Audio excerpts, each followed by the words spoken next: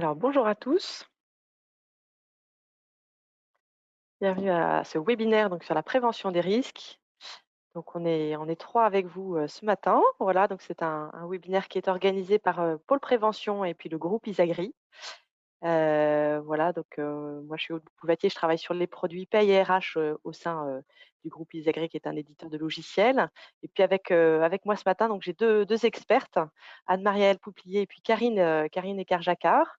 Je vous laisse tout simplement peut-être vous présenter pour les gens qui sont avec nous ce matin.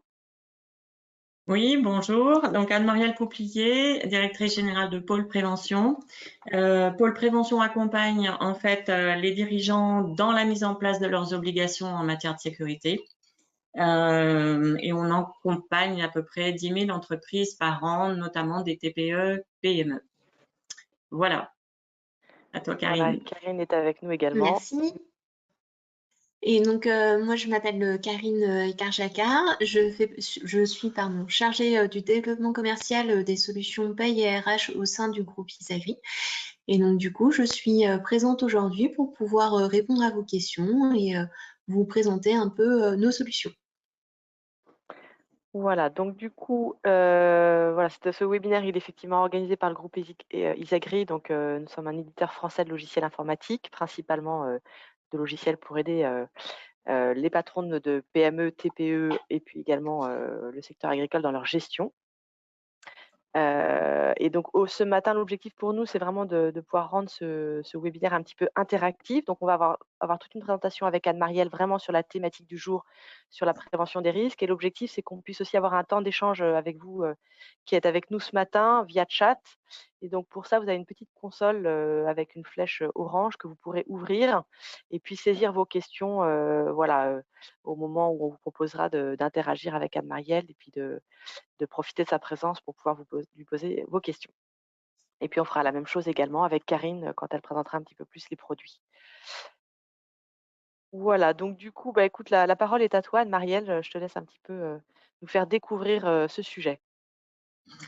Ben, je te remercie. Alors, parler de prévention des risques, je crois qu'elle m'a donné 20 minutes chrono. Ça va être un peu difficile, mais bon, l'idée, en fait, c'est de vous donner les éléments fondamentaux que tout dirigeant doit avoir pour gérer ce problème de prévention des risques au sein de son entreprise. Alors, je commence en fait euh, par une petite introduction concernant en fait un bilan un petit peu moche. Il faut être clair sur le nombre d'accidents du travail en fait tous les ans, qui est à peu près de 800 000. 67 maintenant 1000 maladies professionnelles déclarées. Ce qui est intéressant de voir dans ces statistiques, c'est que en ce qui concerne les accidents, c'est les manutentions manuelles en fait qui représentent le premier facteur de risque.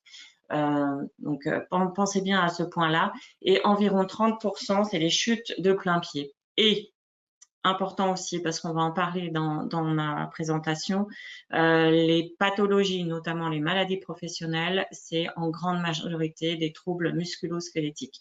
Il y a eu beaucoup de campagnes à ce sujet, d'ailleurs, vous avez dû en voir à la télé. Donc, on continue en fait sur la deuxième slide sur le coût. Alors, on parle là de coûts généraux, on va dire, 72 millions de journées non travaillées, 300 000 emplois à temps plein, mais c'est surtout les IJ, enfin les indemnités journalières, 4,1 milliards d'euros.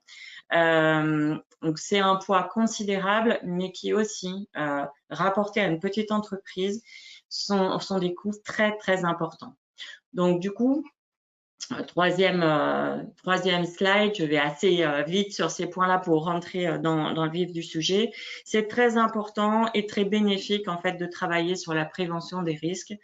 Pourquoi? Il y a 3 points importants. C'est 1, si vous êtes en fait en règle avec vos obligations en matière de sécurité, vous maîtrisez mieux tout ce qui est responsabilité civile et pénale que vous avez au titre de votre obligation de résultat en matière de sécurité. C'est une obligation très lourde pour un dirigeant. Donc, être en phase avec ces obligations, ça vous permet de vous défendre, clairement. Bénéfice humain, quand on a moins d'accidents du travail, moins de maladies professionnelles, on a une meilleure qualité de vie au travail. Et aujourd'hui, ce qu'on remarque, c'est qu'on a beaucoup d'entreprises qui mettent en avant la prévention des risques pour pouvoir mieux recruter et avoir en fait une base, on va dire, salariale plus stable. Enfin, on a des bénéfices financiers parce que bon, les dommages et intérêts en cas de litige sont importants. Là, on peut les maîtriser. Je vous expliquerai aussi comment. On a souvent de meilleures performances. Nous, on fait des documents uniques depuis 2004. Et on voit très bien qu'on a moins d'accidents, moins de maladies professionnelles chez les entreprises qui font leurs documents uniques, clairement. Enfin, il y a un petit intérêt quand même aussi, non négligeable pour les petites entreprises. La Caisse primaire d'assurance maladie octroie des subventions dès lors que, donc elles ont tout un catalogue de subventions dès lors que vous investissez en fait dans la prévention.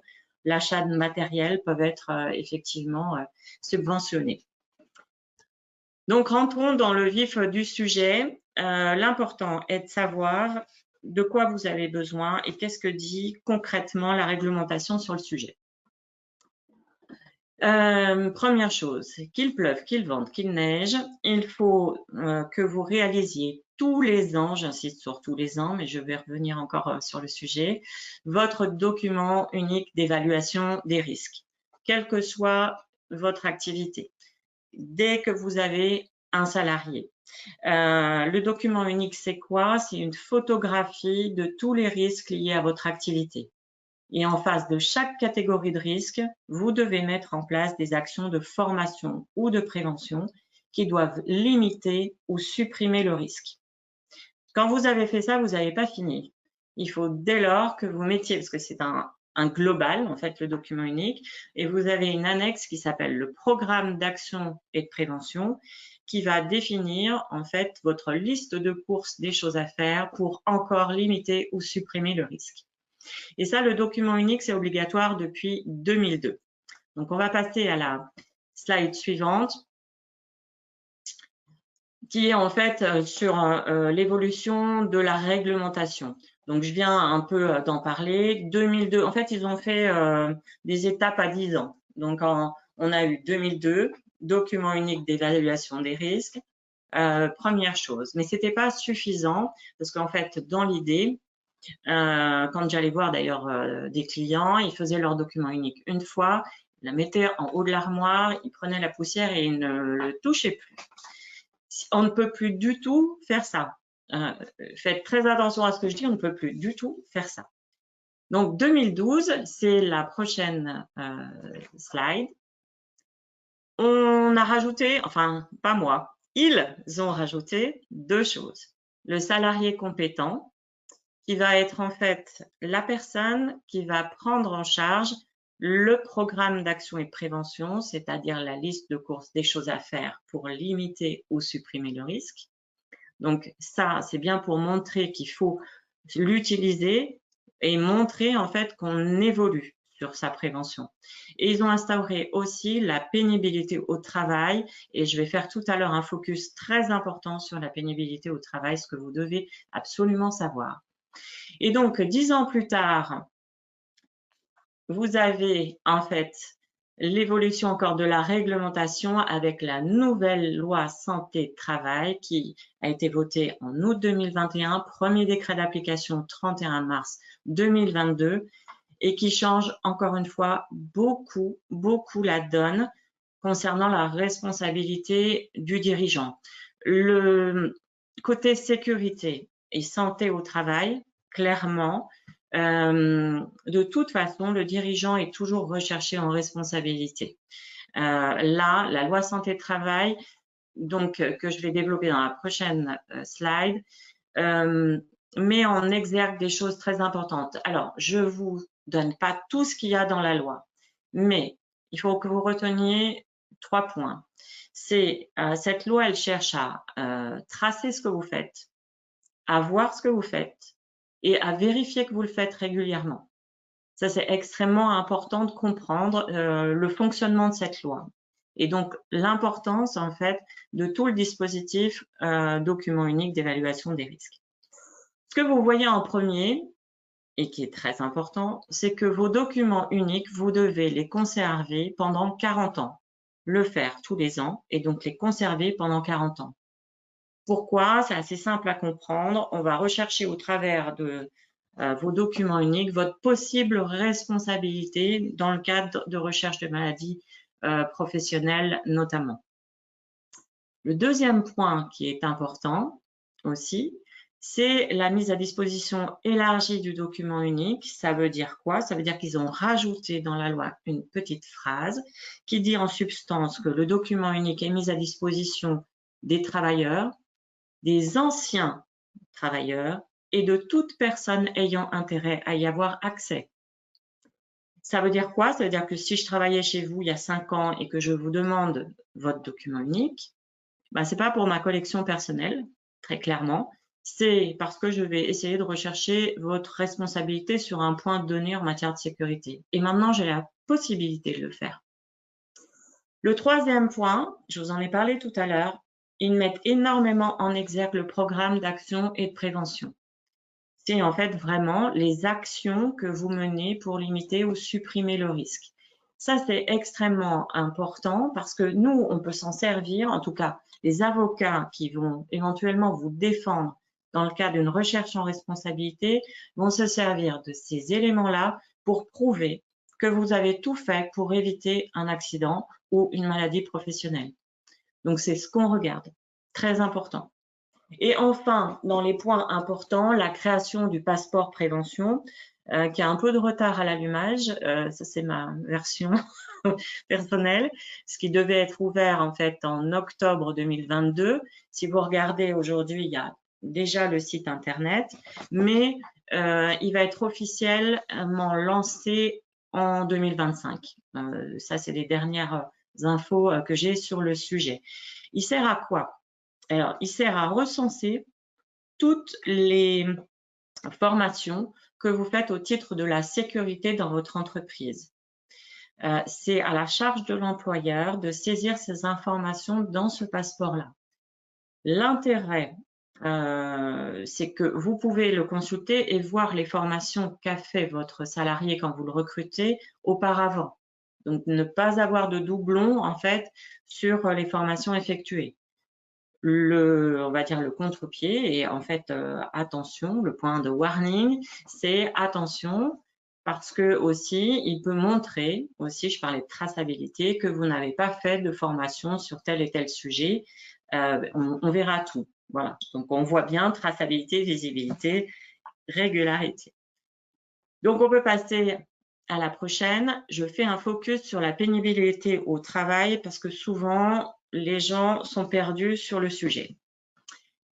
Alors, il y a 10 facteurs de pénibilité à analyser et qui constituent l'annexe de votre document unique. Alors, vous me dites, elle a marqué 6. J'ai marqué 6, mais je vais vous expliquer pourquoi.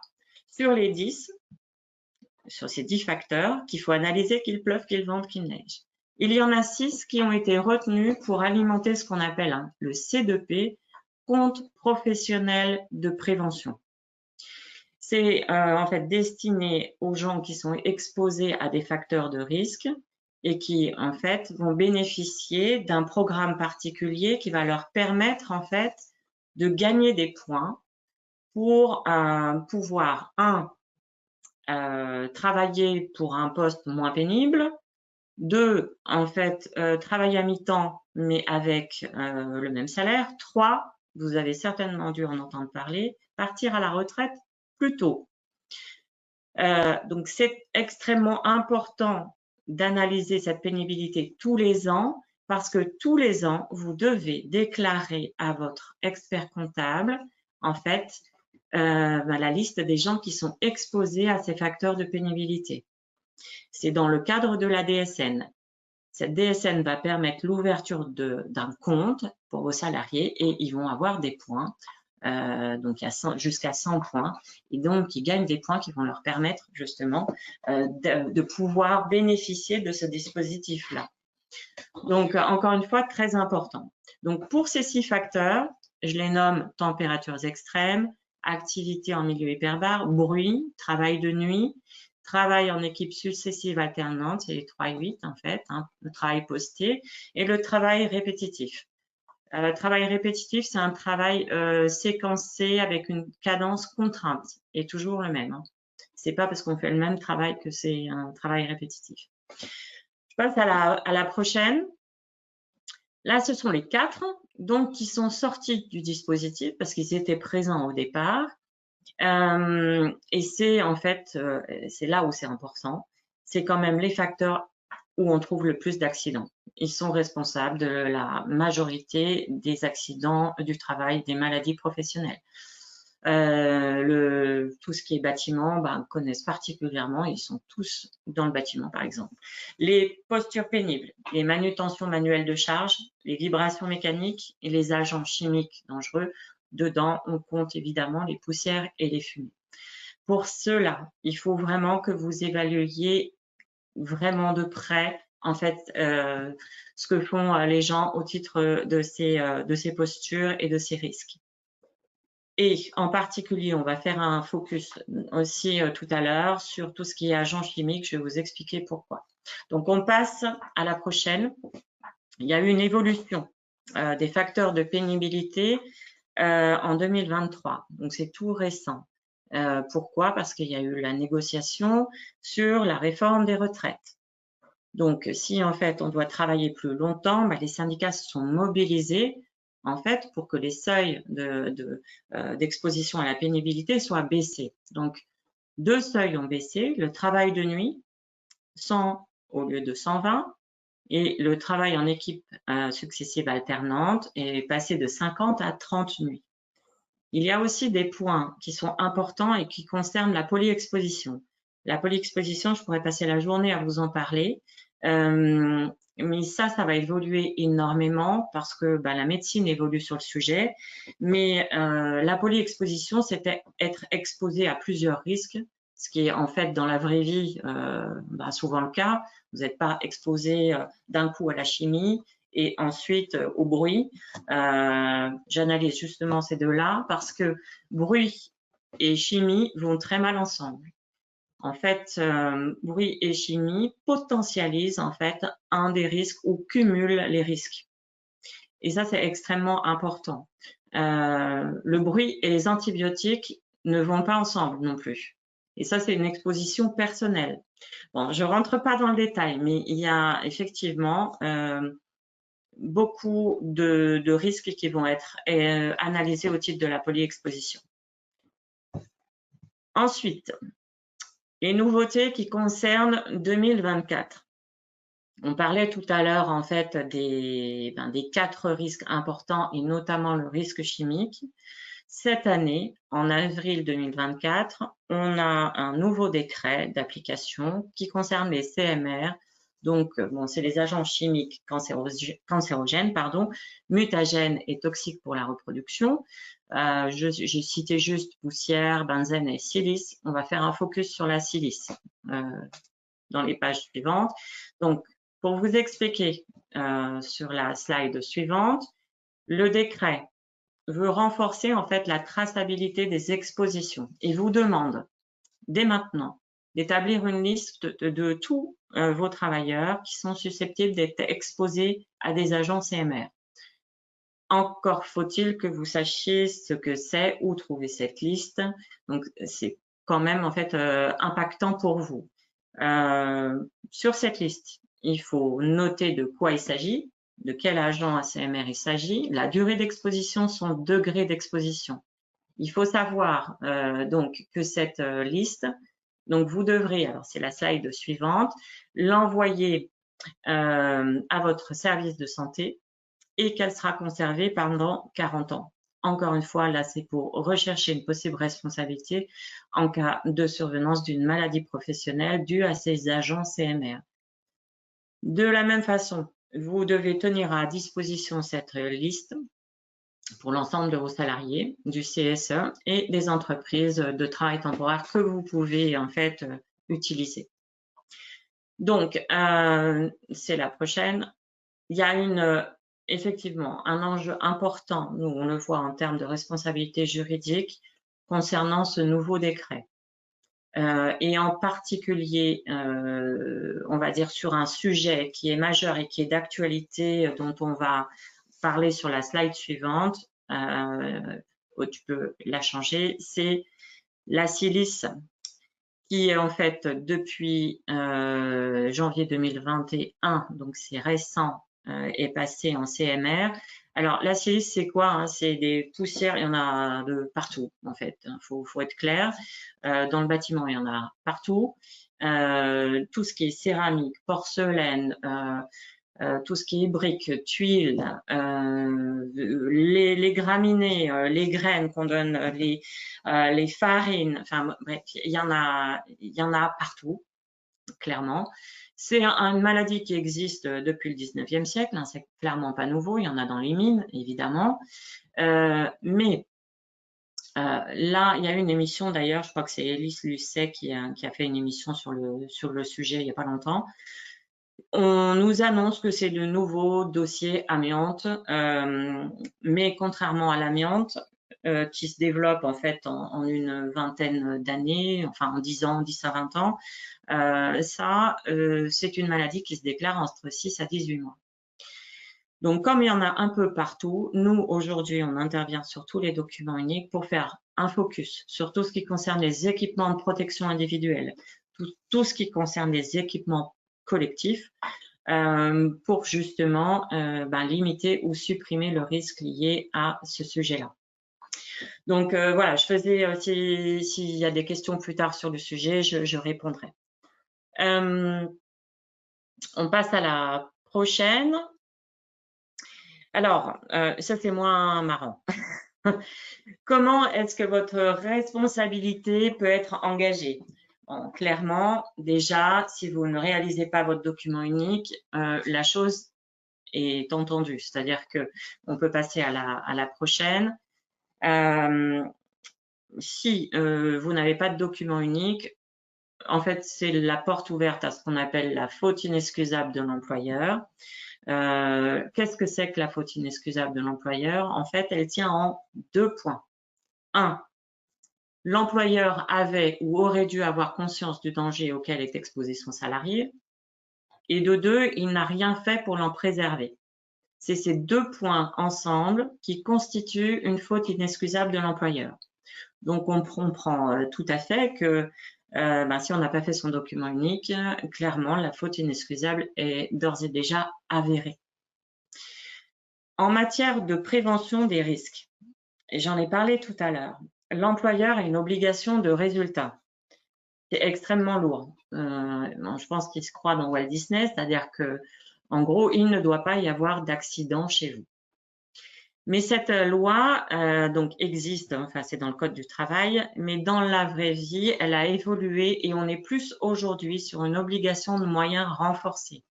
Ça veut dire quoi? Ça veut dire que si on arrive à prouver que vous avez tout mis en œuvre pour limiter ou supprimer le risque, clairement, on va pouvoir vous défendre et rejeter en fait votre responsabilité. Parce que en fait, la faute inexcusable, elle a un coût. Elle a un coût et il est relativement important. Quand on a un accident, on a un taux d'IPP, donc d'incapacité permanente ou partielle. En dessous de 10%, on touche un capital. Au-dessus, on touche une rente. Quand en fait, on a une faute inexcusable, on a une majoration non négligeable du capital ou de la rente.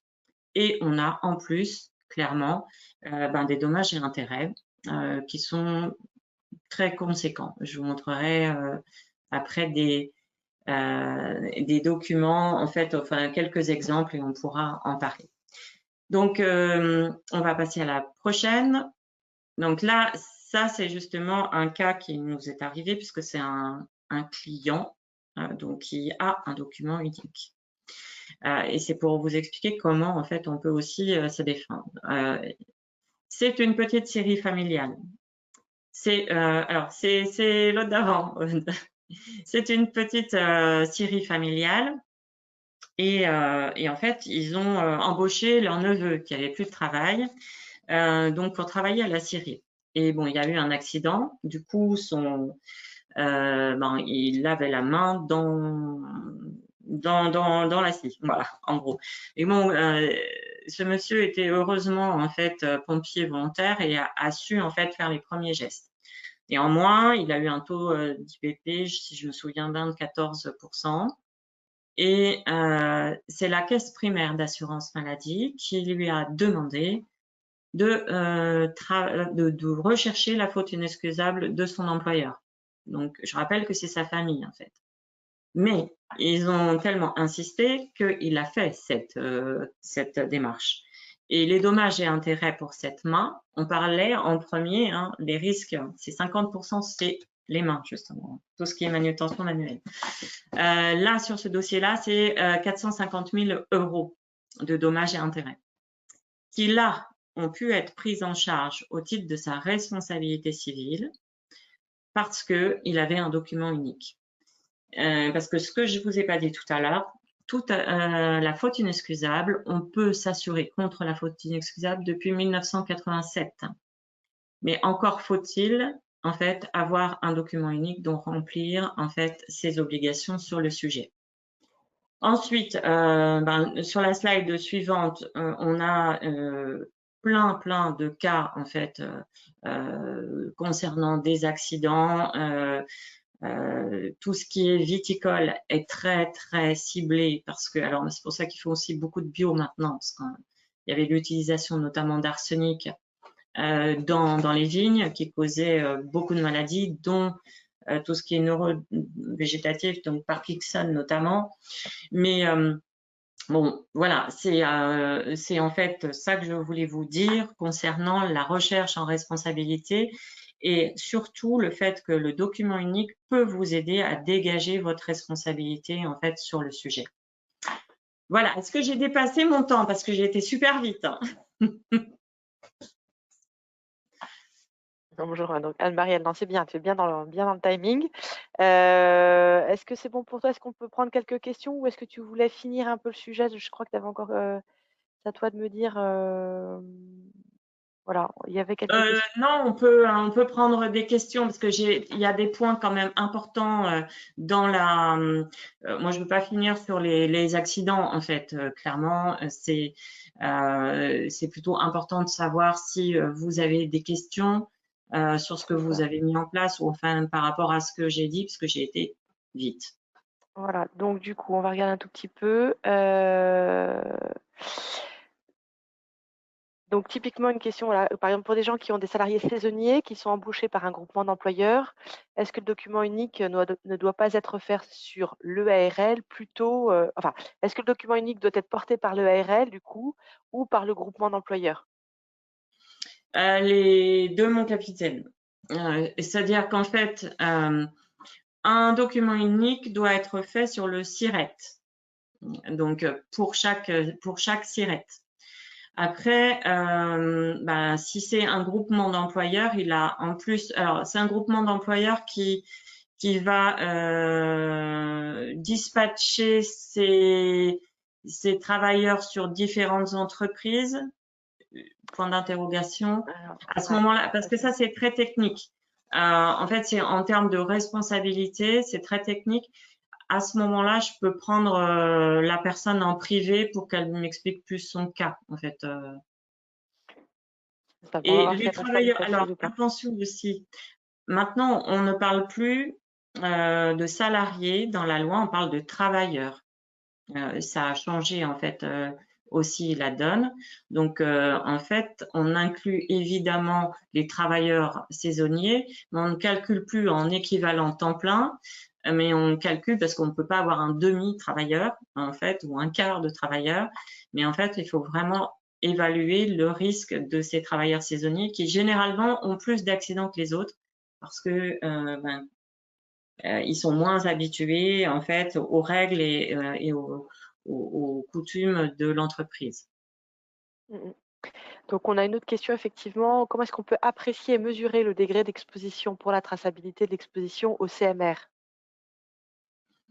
Oui, quand on ne connaît pas, on ne peut pas. C'est bien pour ça que je trouve que c'est vraiment quelque chose de très difficile qu'on demande en fait aux dirigeants. Vous pouvez vous rapprocher de l'INRS, qui peut INRS, tu peux peut-être avoir en fait des préciser? données. Peut-être repréciser INRS, ce que tu entends? Nous, on s'appuie aussi, on travaille beaucoup avec l'INRS, clairement. Mais on a une liste, en fait, la liste des CMR, vous pouvez, je pense, la trouver sur l'INRS.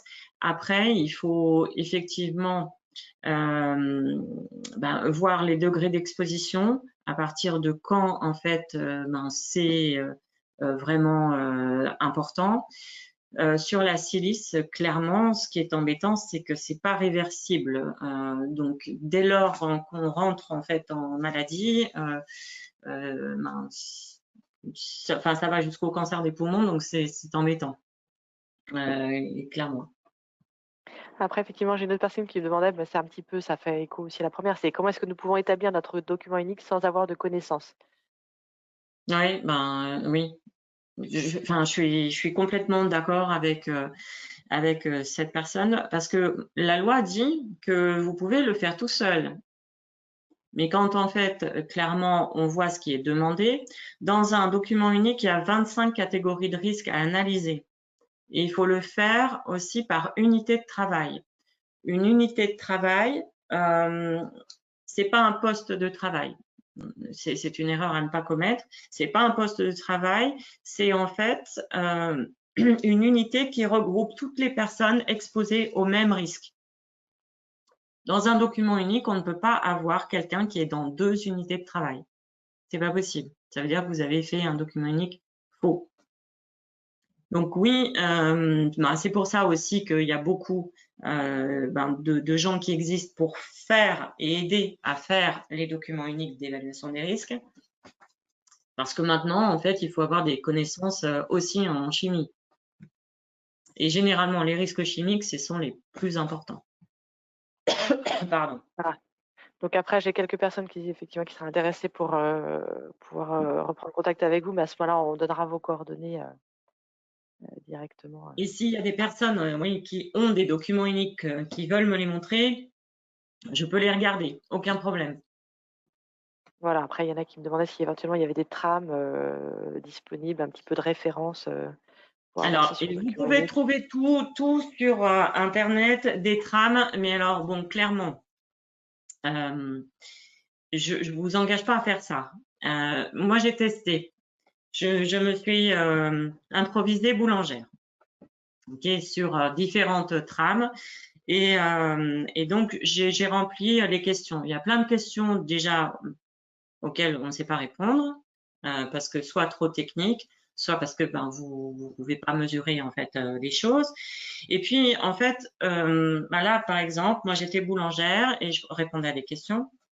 Et je disais, bon, est-ce que vous portez des sacs de 25 kilos? Enfin, vous faites porter en fait à votre personnel? J'ai fait oui.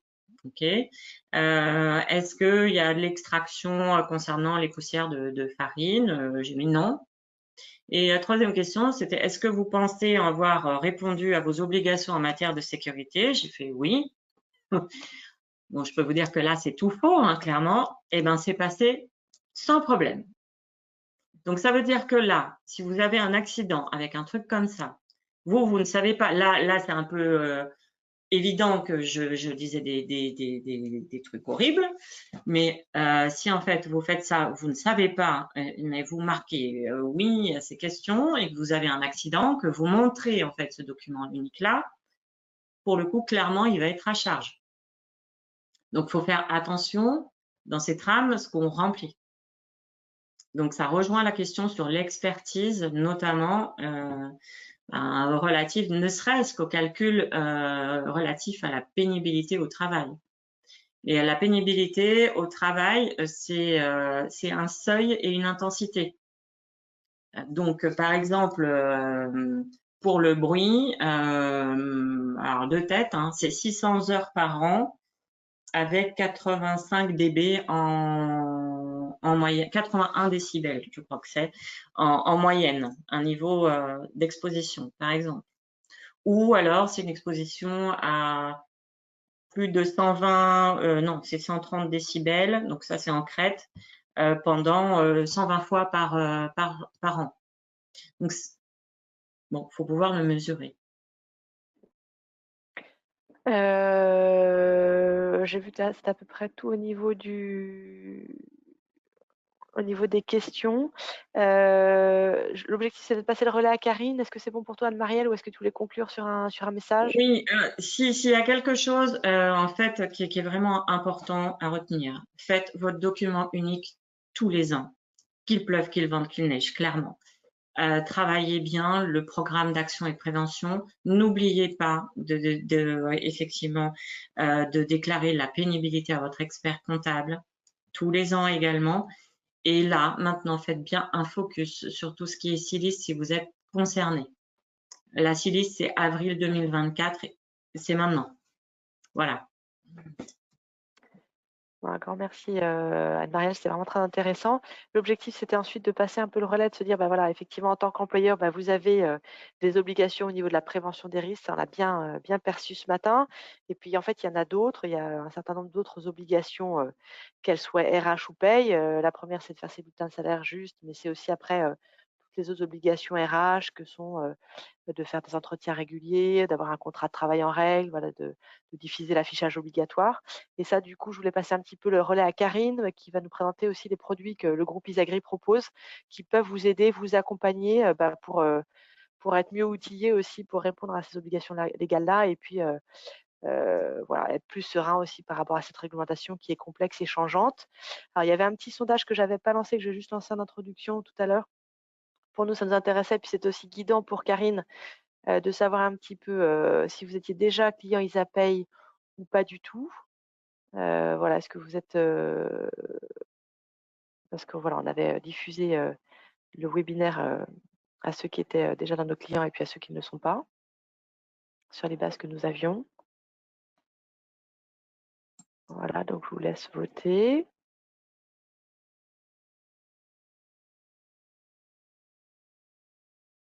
Et puis on avait un autre, voilà, je vois que les votes continuent un peu, donc on va se laisser 5 minutes.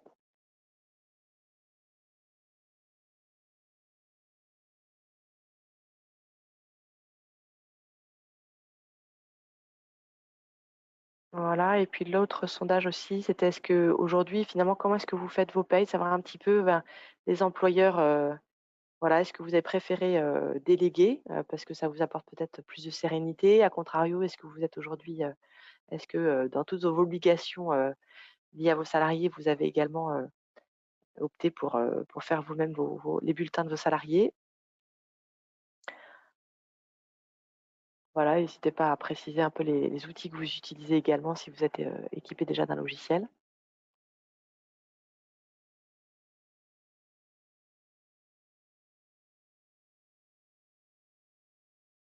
Voilà, je laisse un tout petit peu de temps aussi que tout le monde puisse voter.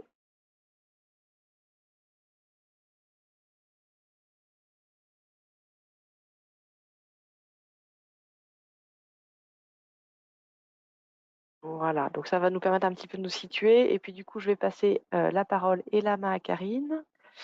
Voilà, de manière à ce qu'elle puisse tout partager. Je crois qu'elle avait préparé une petite trame. C'est bon pour toi, Karine? Est-ce que tu arrives à avoir la main sur le...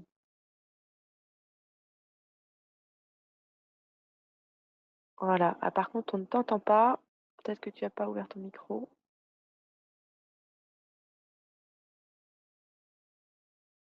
Alors, bah, vous peut-être te confirmer à distance si vous entendez. Moi, je t'entends pas, Karine, là-dessus. Est-ce que vous entendez Karine à distance? Non. Peut-être laisser le temps. Alors, attends, on va regarder.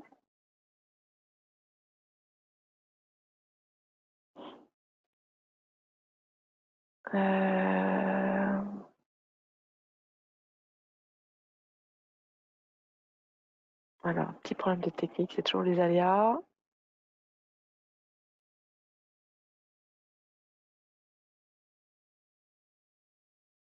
Donc, on va attendre 5 minutes que Karine peut-être se reconnecte.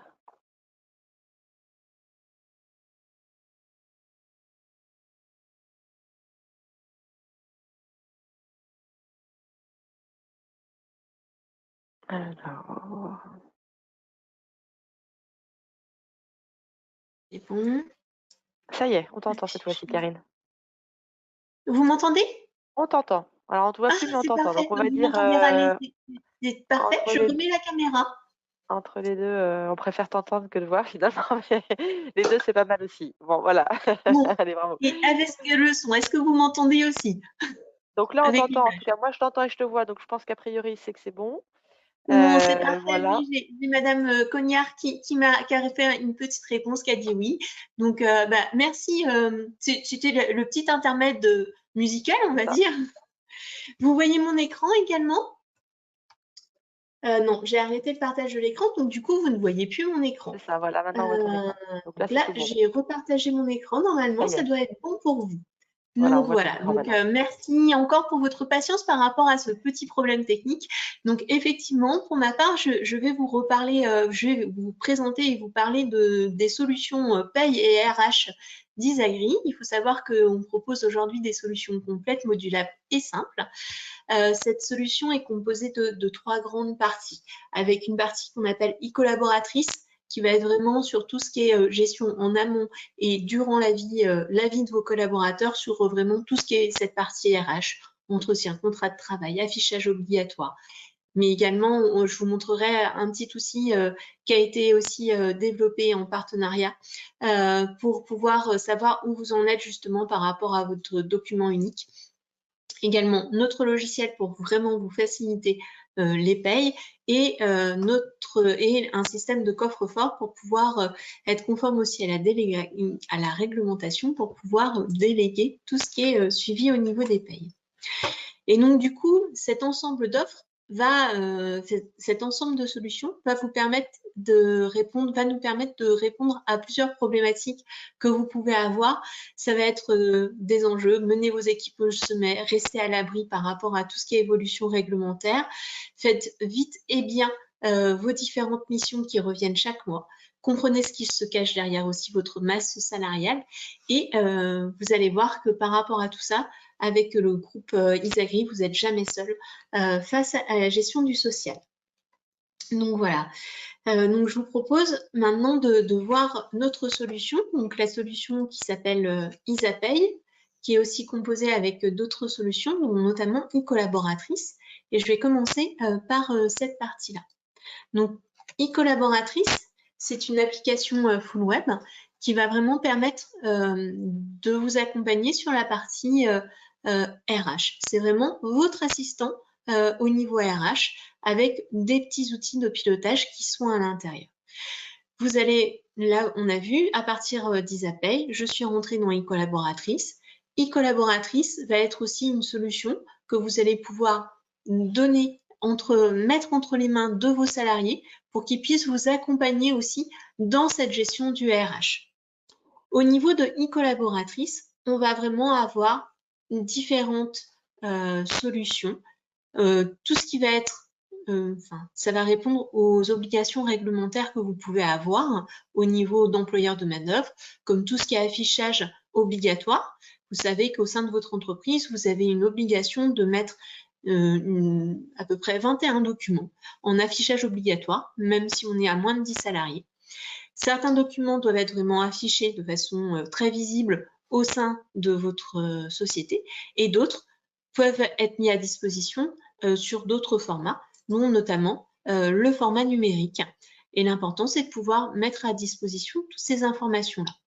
Avec e-collaboratrice, on vous propose une bibliothèque justement de ces différents documents qui doivent être mis à disposition de vos salariés. Vous allez pouvoir soit les mettre via ce portail et également pouvoir les éditer et les imprimer si vous voulez. Au niveau d'e-collaboratrice, on va vraiment avoir tout l'accompagnement de l'entrée de votre salarié et durant toute sa durée de vie au niveau de l'entreprise, avec tout ce qui va être création de contrats de travail qui sont validés par des juristes, point qui est très important pour pouvoir sécuriser également vos échanges avec votre salarié. Surtout si vous avez des embauches de saisonniers, les contrats de travail sont vraiment des points qui sont très importants et une erreur au sein du contrat de travail peut faire transformer un contrat saisonnier en un CDI. Et vous allez avoir également tout ce qui va être gestion des absences, gestion des horaires. Mais pour revenir sur le sujet qu'on a abordé aujourd'hui ensemble, qui est sur tout ce qui est prévention, il y a aussi un petit point, ça faisait partie des questions justement qui étaient posées juste avant. Est-ce qu'il y a des outils qui permettent de vérifier où on en est au niveau de notre document unique? Et donc, avec Pôle Prévention, on a mis en place un petit outil pour pouvoir vérifier si votre entreprise correspond au niveau, où vous en êtes au niveau de ce document unique. Vous allez avoir différentes questions, vous allez répondre à ces différentes questions au niveau d'évaluation du risque et en fonction des réponses que vous allez attribuer, il va pouvoir vous dire où vous en êtes au niveau des réponses. Je pose mes questions, je pose les réponses de façon complètement aléatoire et on verra ensemble le résultat. Voilà. Donc là, une fois que vous êtes arrivé ici, hop, vous allez pouvoir avoir le résultat. Donc là, dans les réponses que j'ai données, c'était catastrophique. Donc du coup, le résultat, c'est qu'il faut agir. Et vous allez pouvoir voir ici la liste des actions. Et effectivement, vous pourrez faire une demande de points avec un ester de Prevent Score pour pouvoir avoir de pôle prévention, pour pouvoir avoir un accompagnement dans la réalisation de votre document unique. Donc là, c'était la petite aparté pour être vraiment en raccord avec le point qu'on a vu juste avant sur le document unique et la prévention des risques. Si je reviens au niveau de la solution e-collaboratrice, qui est une solution qui va vous accompagner, qui va vous permettre de gagner du temps et accompagner vos équipes au niveau de la gestion et de la vie au niveau des salariés, il faut savoir qu'avec e-collaboratrice, vous allez pouvoir réaliser le partage de la feuille de pointage. Donc, c'est-à-dire que vous allez pouvoir donner une délégation à la saisie de la feuille de pointage, à la vérification de la feuille de pointage auprès de vos salariés ou à votre responsable d'équipe pour pouvoir dire soit à la semaine, soit au mois, mon salarié, par exemple, le vendredi 14 juin, normalement, il devait travailler de 9 h à midi et de 14 h à 18 h pour des raisons de surcharge de travail. Il a commencé à 8h30 et il a fini à 19 h. Je vais pouvoir fermer cette information-là et cette feuille de pointage me permettra de calculer en automatique les heures supplémentaires qui pourront être réalisées à la semaine. On a aussi quelque chose de très visuel puisqu'on va pouvoir voir très rapidement s'il y a eu des modifications dans la feuille de pointage ou non. On va pouvoir également y ajouter d'autres informations comme des variables donc, que vous allez pouvoir personnaliser. Donc là, par exemple, est-ce que pour mon salarié, je voudrais lui donner une prime exceptionnelle? Est-ce qu'il a un acompte ou alors des remarques ou des observations? Et vous aurez un récapitulatif au niveau de s'il a fait des heures supplémentaires par rapport au début de mois, où il en est, et s'il y a des informations particulières par rapport aux variables. Une fois toutes ces informations enregistrées, vous allez sauvegarder et vous allez pouvoir envoyer directement ces données pour qu'elles soient prises en compte dans Isapay pour pouvoir réaliser le calcul de vos bulletins de salaire. Avec également e-collaboratrice, vous pouvez donner la délégation de la gestion des absences, des demandes d'absence à vos salariés. Ici, vous aurez un récapitulatif pour voir les différentes demandes d'absence qui ont été faites par vos salariés. En cas d'une absence maladie, par exemple, votre salarié pourra également vous transmettre via e-collaboratrice les documents de demande d'absence maladie. Et vous allez pouvoir soit valider, soit refuser les différentes demandes. Ce qui est intéressant aussi avec e-collaboratrice, c'est que si vous avez plusieurs équipes avec des responsables d'équipe, vous pouvez demander à vos responsables d'équipe cette validation et vous aurez juste une visualisation de est-ce que je valide à la fin ou pas. Mais du coup, vous pouvez déléguer une partie des responsabilités autour des absences à vos responsables d'équipe et pouvoir avoir une visibilité très simple du planning avec les congés, s'il y a eu des congés exceptionnels, s'il y a des absences qui sont réalisées au sein de vos équipes. Voilà, au niveau de e-collaboratrice, il y a aussi plein d'autres informations, comme vous pouvez le voir au niveau d'e-collaboratrice, comme tout ce qui est suivi des entretiens individuels, avec la possibilité de stocker dans un coffre-fort les différents entretiens que vous avez faits avec vos salariés, et également pouvoir avoir une gestion des formations que vous allez proposer à vos salariés, et également vos salariés pourront vous remettre des suggestions de formation qu'ils aimeraient avoir. Au niveau d'Isapay, si on revient à Isapay, comme on a vu, e-collaboratrice permet de transférer des informations directement dans Isapay.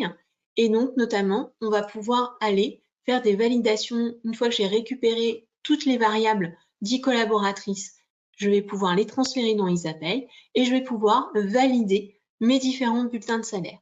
L'objectif, c'est de vous faire gagner en efficacité par rapport à la réalisation de vos bulletins de salaire. Donc ici, je fais valider. Je vais avoir tous mes bulletins de salaire. Là, ils sont en cours de traitement. Il va y avoir une vérification qui va être faite au niveau des bulletins de salaire, savoir si tout semble cohérent ou non. Il y aura un petit état récapitulatif qui va apparaître à la fin de la validation. Donc là, dans le cadre de ma démo, mes bulletins de salaire ne sont pas validés. Il y a, vous voyez, on a soit les bulletins de salaire validés avec une petite coche verte, un petit bulletin d'avertissement, ça veut dire que les bulletins sont validés mais avec des avertissements, il manque des informations, ou les bulletins non validés. Et je peux aller revoir très facilement le détail. Et donc du coup, moi, les problématiques que j'ai, ça va être autour de la DSN, où effectivement, mes déclarations ne sont pas bonnes, mais du fait de l'utilisation d'un outil de démonstration. Et donc, on retrouve les différentes alertes qui peuvent être mises, qui peuvent être visibles. Vous allez pouvoir les imprimer. Vous pouvez appeler du coup le support si c'est des alertes qui sont des avertissements ou des alertes bloquantes pour qu'on puisse vous accompagner dans la résolution de ces alertes.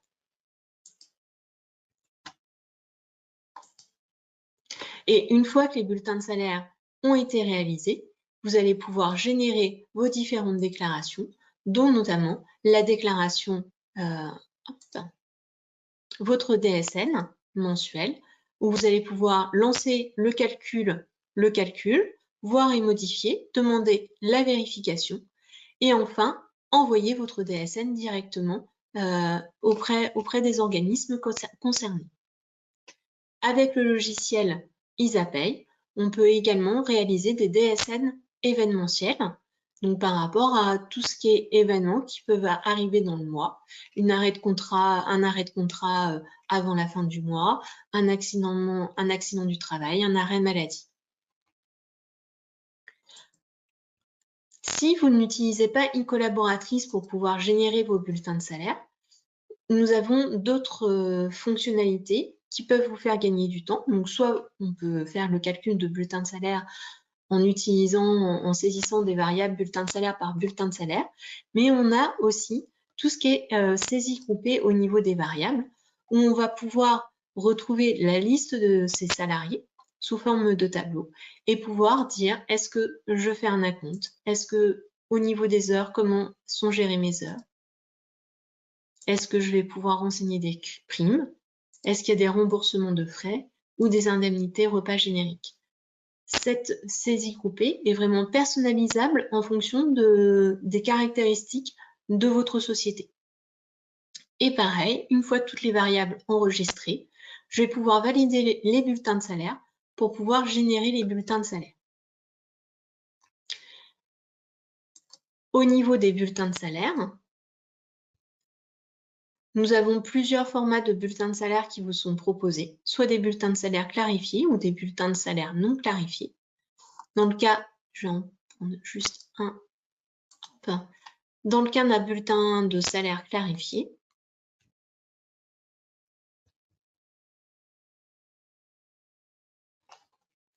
vous allez retrouver toutes les informations autour des bulletins de salaire, toutes les mentions obligatoires des bulletins de salaire, tout ce qui est autour du prélèvement à la source est automatisé.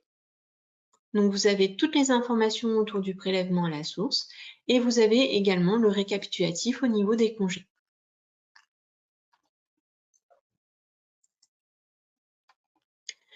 Une fois tous vos bulletins de salaire calculés, vous allez pouvoir soit les éditer version papier pour pouvoir les transmettre à vos salariés, les envoyer par mail ou alors les envoyer dans le coffre-fort électronique, le coffre-fort sécurisé, e-paye. Ce coffre-fort permet à chaque salarié d'avoir un espace personnalisé pour pouvoir recevoir les documents bulletins de salaire, mais également d'autres documents administratifs que vous souhaitez leur transmettre. Au niveau du logiciel Isapaye aussi, on va pouvoir vous accompagner dans votre activité régulière, notamment sur tout ce qui va être reporting, avec des éditions qui sont prévues, un ensemble d'éditions pour pouvoir bien gérer votre entreprise, un ensemble de récapitulatifs, récapitulatif des absences, récapitulatif des congés, voir où vous en êtes aussi au niveau de la provision des congés, et également des éditions, tout ce qui est transfert d'écriture comptable et des tableaux de bord de résultats pour pouvoir piloter au mieux votre entreprise et votre masse salariale.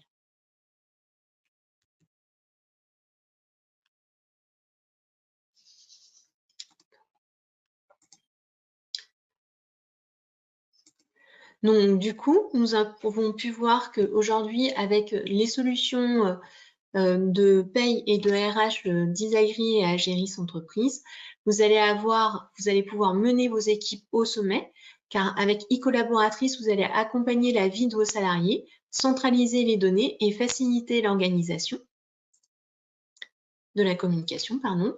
Vous allez pouvoir rester à l'abri parce qu'avec Isapaye Connect, vos payes sont sécurisées. Il faut savoir qu'au niveau d'Isapaye Connect, on a une gestion automatique et datée et mise à jour des mises à jour légales. On suit plus de 160 conventions collectives. On a une gestion sécurisée des organismes, sécurité sociale, MSA, chômage, retraite et prévoyance. Et on a la gestion intégrée du PASS et de la DSN. Vous allez gagner du temps. On a vu, il y a différents points au niveau d'Isapaye qui va vous faire gagner du temps, que ce soit au niveau de l'embauche ou de la réembauche des salariés, collecte efficace des variables de paye et également gestion automatisée des absences et des congés. Et validation automatique des bulletins de salaire avec des contrôles pour vraiment vous sécuriser.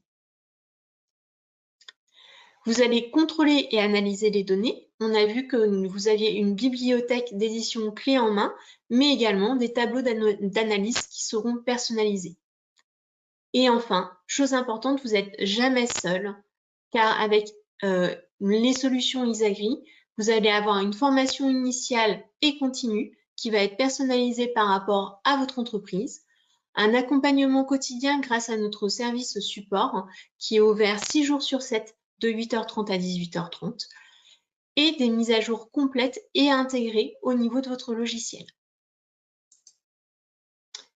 Je pense qu'il est temps de répondre à vos questions si vous en avez. Merci Karine, merci pour ta présentation. Oui. Alors du coup, il y avait quelques questions. donc effectivement, alors, voilà, une personne qui me donc je vais prendre la question, mais qui demandait: «Est-ce que l'entretien individuel est obligatoire, pour une entreprise de moins de 10 salariés?» Donc alors, en fait, toute entreprise, quelle que soit, la taille le nombre de ses salariés, a l'obligation, en fait, de réaliser un entretien professionnel, à minima tous les 2 ans, avec aussi, et ça c'est important, l'obligation de bien l'archiver pour pouvoir le restituer. S'il y a un recours, par exemple, au prud'homme, bah, parfois il faut pouvoir restituer, les comptes rendus de ces entretiens. Voilà, quelqu'un qui, par exemple, part pour un burn-out et se retourne contre vous, bah, si vous avez fait des échanges réguliers avec ces salariés-là, que ça a été, qu'il y a eu un compte rendu qui a été archivé et que vous êtes en mesure de restituer, vous pouvez aussi prouver que voilà, qu'il n'y avait pas eu que le salarié avait peut-être jamais émis, des difficultés, par rapport à son poste ou ses missions. Voilà, donc ça, c'est un exemple parmi d'autres. Après, j'ai une autre question, alors moi, je ne sais pas y répondre, peut-être Karine, tu sais, sinon on ira chercher la réponse. Est-ce que la feuille d'heure, donc la feuille de pointage, là, est-ce qu'elle est obligatoire avec des apprentis? J'ai un Alors petit du coup, peu je ne saurais pas vous et apporter la réponse tout de suite, mais OK. on va vous faire un retour. Je me renseigne auprès de notre service support paye et ils pourront nous dire s'il y a une obligation. Voilà, et puis après, effectivement, on avait une question autour d'e-pay, du coffre-fort électronique. Voilà, comment est-ce qu'on peut le mettre en place? Est-ce qu'il y a un abonnement mensuel? Donc, moi, ce que je peux vous dire un petit peu au niveau réglementation, c'est que donc, le coffre-fort électronique, le bulletin de salaire en version électronique n'est pas obligatoire aujourd'hui. Par contre, la loi stipule bien que, on ne peut pas envoyer un bulletin de salaire par email. Pourquoi? Parce qu'en fait, on n'est pas en mesure d'archiver de manière sécurisée, enfin de s'assurer qu'en fait, une fois que l'email est réceptionné, il arrive dans un espace de stockage sécurisé parce qu'on sait que c'est des données sensibles. Donc voilà, la loi notifie l'employeur là-dessus sur son obligation, s'il envoie de manière dématérialisée, obligation à stocker, dans une structure, dans un coffre-fort électronique. Voilà, donc il y a pas une obligation, mais par contre, il y a des contraintes si on veut l'envoyer de manière dématérialisée. Et puis après, la seule obligation pour l'employeur, c'est d'informer, au préalable, en fait, son souhait de pouvoir passer en version dématérialisée, mais il n'a pas besoin de demander l'accord explicite de chacun de ses salariés. Voilà, après ça, Karine peut vous recontacter pour vous présenter un petit peu, bah, le coût, comment est-ce qu'on peut le mettre en place, comment ça se présente de manière plus détaillée, en sachant que nous, c'est vrai que l'offre, du e-paye, donc elle fait partie du logiciel Isapay est interfacé avec notre logiciel, et on propose également, c'est-à-dire que parfois la réticence de nos clients, hein, qui avaient déployé chez eux, c'est de se dire: «Bah, moi je vais pas forcément le faire parce que tous mes salariés vont peut-être pas être, d'accord pour changer. Ils ont leurs habitudes, ils aiment bien l'avoir en format papier». Voilà, quand vous souscrivez, à ePay, ben, en fait, si par exemple un de vos salariés parmi les 10 refuse, et ben, nous on prendra à notre charge et on fera nous-mêmes l'envoi en version, papier. C'est-à-dire que vous, en fait, bah, vous envoyez tout en version dématérialisée, et les quelques salariés qui, souhaitent garder la version papier, c'est nous qui prenons le relais, pour nos clients employeurs. Voilà, donc ça fait partie aussi de l'offre du service qu'on propose avec le coffre-fort, c'est intégré dedans. Voilà, j'avais aussi une personne qui me demandait un petit peu, voilà, comment se présentait l'interface pour les salariés, donc j'avais essayé de répondre par écrit en disant: «Bah, la plateforme e-collaboratrice, elle se présente un petit peu comme l'interface, de l'employeur, avec, bah, des accès qui sont, restreints. Le salarié n'a pas accès à heu, toutes les fonctionnalités, et puis il y a toujours des étapes de validation. Par exemple, si vous déléguez la saisie, des heures des absences, vous avez toujours vous une étape de validation, voilà, Voilà, mais on peut j'ai également, partagé. recontacter avec vous si Non, je besoin. partage plus mon écran. Si, c'est bon. Alors je J'ai vois, partagé à l'écran ouais, l'interface salarié et ben où voilà, très bien. finalement on va avoir, excuse-moi, je te coupe, Non, non, on va vas-y. avoir la saisie de la feuille, on va avoir beaucoup moins d'informations. Donc on voit, on a la feuille des pointages, la gestion des absences. Et donc du coup, sur la feuille de pointage, ils ont pas, ils vont pouvoir ici renseigner soit au mois, soit à la semaine les différentes où ils en sont au niveau de leurs horaires. Et s'ils font une modification, vous, dans votre interface à vous, vous aurez une visibilité de tous les salariés qui ont renseigné leur feuille de pointage et s'il y a eu des modifications par rapport à la grille horaire classique pour pouvoir aller les consulter très facilement. Voilà, je te laisse reprendre la main. Ouais, non, non, mais c'est tout bon. Du coup, je vois qu'on arrive un petit peu à la fin du timing. Alors, on avait 2 petites questions. On voulait simplement savoir, ben, voilà, est-ce que vous étiez, satisfait en fait du contenu du webinaire, tout l'apport fait par, Anne-Marielle sur la prévention des risques et puis également, voilà, la partie plus produit, hein, plus, outils faite par Karine. Ça nous intéresse toujours de savoir un petit peu si ça a répondu à vos attentes ou pas. N'hésitez pas à mentionner dans le chat aussi si vous avez des thématiques que vous souhaiteriez, qu'on aborde, sur un prochain webinaire. Vous pouvez toujours nous partager aussi un peu, bah, les sujets, qui peuvent, être pour vous, importants dans votre vie d'employeur au quotidien. Voilà, donc je vous laisse, répondre. Je vous laisse quelques minutes pour que tout le monde puisse voter.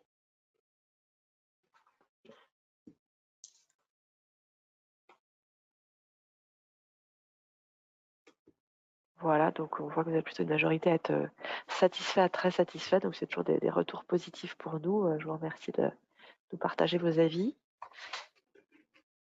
Voilà, et puis on avait une dernière question plutôt là, c'est voilà, si parmi vous, il y en a qui ont des, projets ou qui souhaitent, être recontactés rapidement par Karine, si voilà, pour ceux qui ont des projets d'équipement, en logiciel de paie et de gestion logiciel de gestion RH, ça nous permettra tout simplement un peu de prioriser, les personnes qui souhaitent être contactées.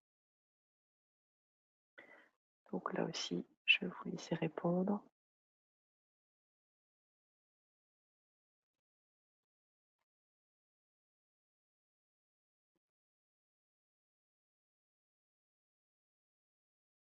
Je vois qu'il y a des personnes qui sont encore en train de voter.